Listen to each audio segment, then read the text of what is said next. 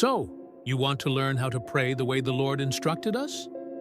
Don't worry, I'm here to help by using the Lord's Prayer as our guide. Step 1. Honor Him. Matthew 6 verse 9 says, "This then is how you should pray. Our Father who is in heaven, hallowed be your name." We begin by acknowledging who God is. Recognize that He is our loving Father and that He reigns from heaven above. Take a moment to honor His sacred, holy name. Praise Him for who He is: powerful, merciful, and perfect. Step 2. Ask for His will to be accomplished. Matthew 6 verse 10 says, "Your kingdom come, your will be done, on earth as it is in heaven."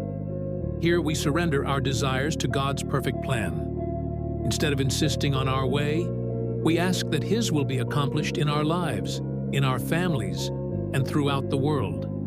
Trust that His way is better than anything we could ever imagine. Step 3. Present your prayer requests. Matthew 6 verse 11 says, "Give us today our daily bread." This is the part where you bring your needs before God. It's not just about food. It's about everything you need to live the life God has called you to. Wisdom, peace, strength, courage, and provision. Don't forget to pray not only for yourself, but also for others who might be in need. Step 4. Ask for forgiveness. Matthew 6 verse 12 says, "And forgive us our debts, as we also have forgiven our debtors." Here, we humbly ask for God's forgiveness, whether we have sinned intentionally or unintentionally. But it doesn't stop there. We must also forgive others. Holding on to unforgiveness hinders our relationship with God, so release it and walk in freedom.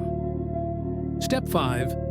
Ask for guidance and glorify His name. This step is divided into two important parts. Part 1, Matthew 6 verse 13 says, "And lead us not into temptation, but deliver us from the evil one." We ask God to guide us away from situations that could cause us to stumble.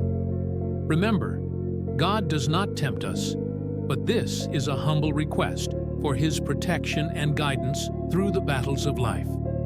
Part 2, also in Matthew 6 verse 13, "For yours is the kingdom and the power and the glory forever. Amen." End your prayer by glorifying God. Acknowledge His eternal kingdom, His unmatched power, and His everlasting glory.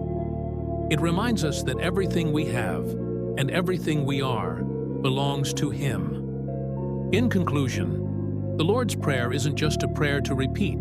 It's a model for how we can pray. Start by honoring Him. Ask for His will. Present your needs. Seek forgiveness. Ask for guidance.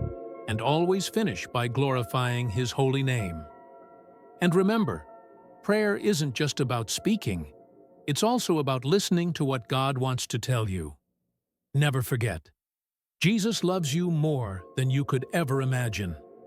If this video helped you, please consider sharing it, subscribing, and liking the video to support this ministry. Thank you for watching. Peace out.